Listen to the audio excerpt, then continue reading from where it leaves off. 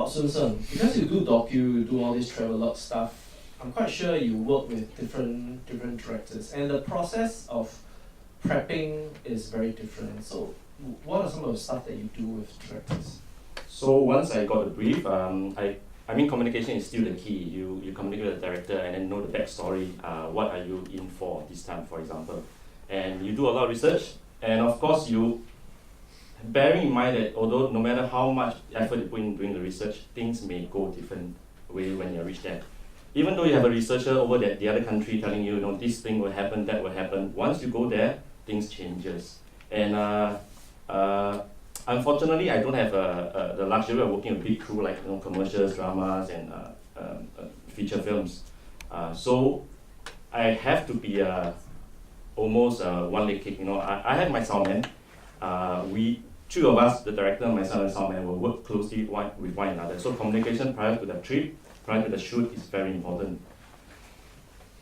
During the shoot itself, I am sometimes my own director already because I'm filming reality.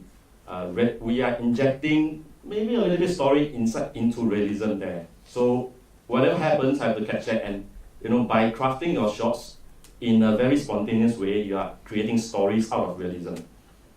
That's slightly different from other genre that we are talking about here. And I may not be dealing with a lot of clients, a lot of directors, but actually I'm dealing with more.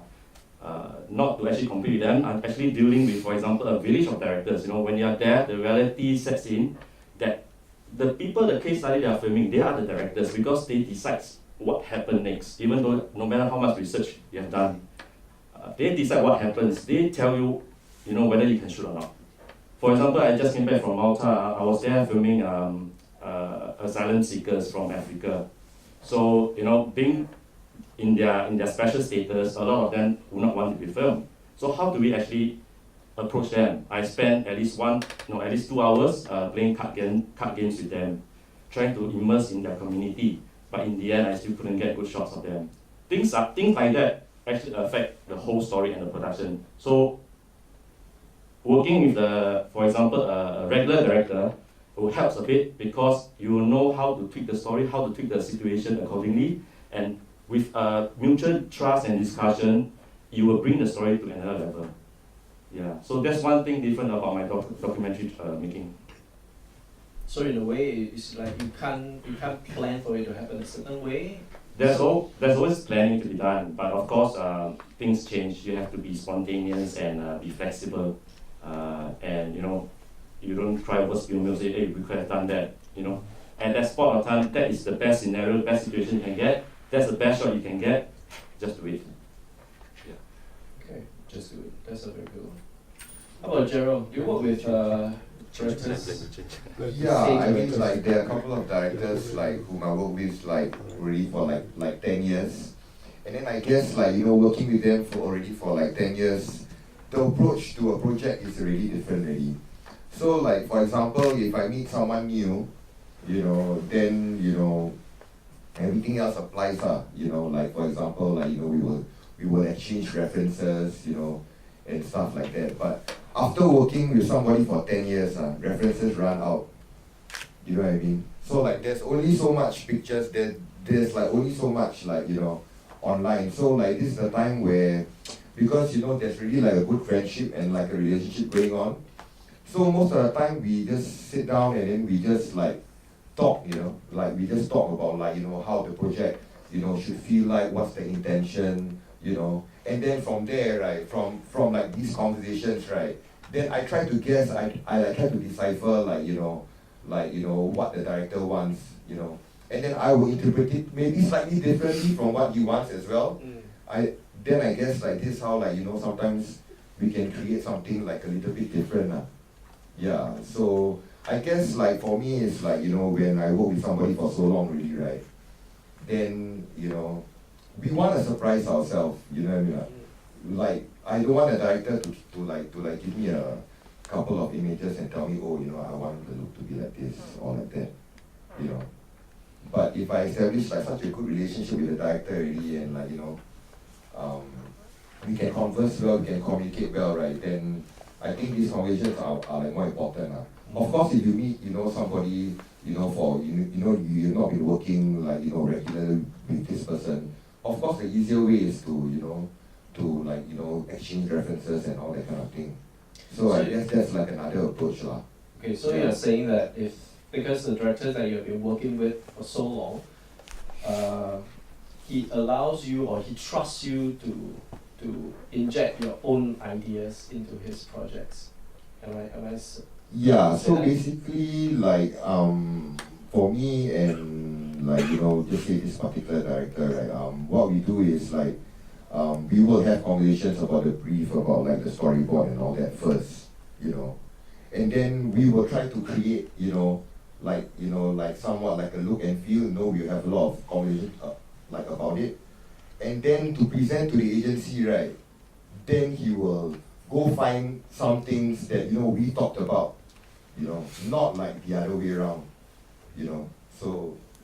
Oh, okay. So it's not like he has decided something and so like like we talked about, like the brief first and like the spot first, and then like we like bounce off ideas, with each other, But I think commercial world very different. Commercial world is we are just being raped by agencies, right? Yeah. You tell me what you want, I should, we can't craft, Yeah. Unless you're really good in what you are doing, for the director is really, really big. Then it's we say the final thing, I want to shoot like that, I want to shoot like that. But if today this is a young director, a local director, shit man, disaster. So do you have any experience whereby a commercial allows you to decide? Like I said, can. Yes, yeah. Ruby. But the director has to be very big that is able to control the agency or the client. If not, we will be raped again. So let's say you're working with Wayne and David. Oh, they are different, you see. They are really at the top of what they are doing. They are really... For Wayne Penn, when we issue commercials, his first requirement is I don't have PPM, I don't have agencies to follow me, no client follow. Oh, I shoot, and then you'll see the offline, you'll decide. That's it. No client, no agencies are allowed to follow. For David Choi is, y'all can follow, but y'all are not allowed to talk. Yeah. This is how... It's quite hard. Yeah, but if now we are back in Singapore client, Singapore agency, now Singapore director and Singapore DOP cannot rape you. You want to do what, also cannot. Yeah, because the agency will dictate what they want. Then the client. Then, by the time to the director and the VP, we are just doing what they want, that's all. So it's a very sad thing. You're actually not crafting. Yeah.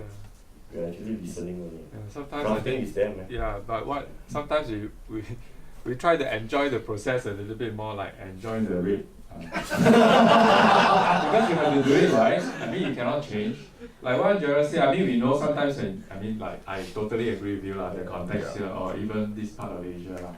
So we know that we will kena that Yeah. So what we do is that we will try to talk about things, or it might not happen, but then you feel better in a way, like maybe this will bring to the next project. So or maybe you end up doing a short film together or something. So then again, this thing again bullshit. When a local sell some hope. Yeah, it's not that I'm not giving you all Optimistic. Yeah, but I'm just telling you what's the bad thing about our market. Yeah. So every time there's this thing that, hey, I give you a chance to show a commercial, low budget, pro bono, but idea very good. Okay, you make it really good, really well commercial, you done it. Hey, but this budget, maybe I work more. I give it to the foreigner because I got bigger budget now. I don't need to give the local points. No, this is the thing that is facing. We are facing all this problem now. So this is something that I won't tell live also. I won't tell you after graduation you'll go out and get a lot of job. No way. You will never be there. Because the sad thing is the local people look down on local filmmakers. That's why the bigger budget is always to the foreigners. This is something very sad. But guys, don't be sad lah. We got successful local DBs here. Yeah. So don't be too To sad. work together to make it better. Okay.